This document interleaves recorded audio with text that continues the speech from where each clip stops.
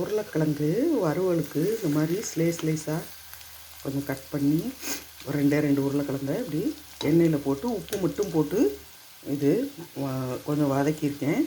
இப்போ இவ்வளோ மிளகாத்தூள், தனி மிளகாத்தூளும் கரம் மசாலா தூளும் போட்டு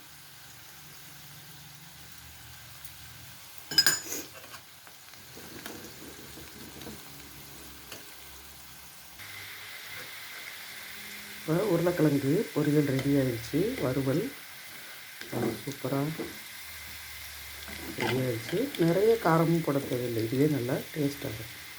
இப்போ தட்டில் எடுத்து வச்சுக்கலாம்.